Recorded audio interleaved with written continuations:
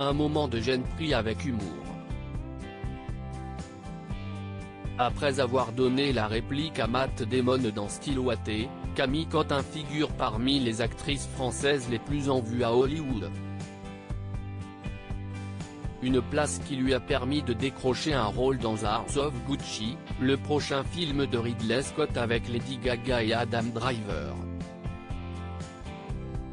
Dans ce drame biographique, le réalisateur retrace l'assassinat de Maurizio Gucci en 1995, héritier de la maison de couture italienne Gucci, par sa future ex-femme, Patrizia Reggiani, qui a été reconnue coupable d'avoir commandité son meurtre avant qu'il ne se remarie avec Paola Franchi, et ce afin de toucher une part de son héritage.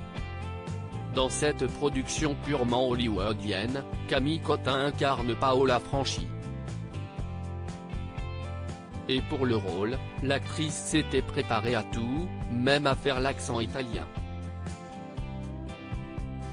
Ce qui a toutefois fait chou blanc auprès de Ridley Scott.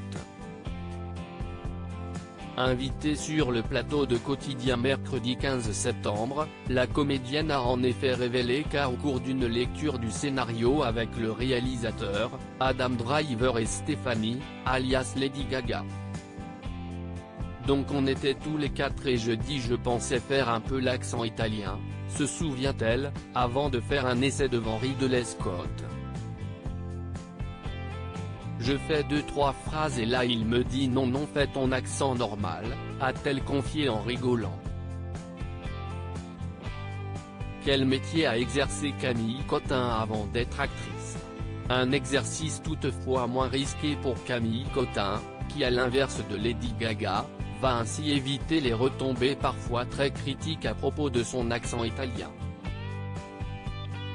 Dévoilé dans la bande-annonce de House of Gucci, celui de la chanteuse américano-italienne n'a en effet pas fait l'unanimité auprès de certains, qui y ont entendu davantage un accent russe.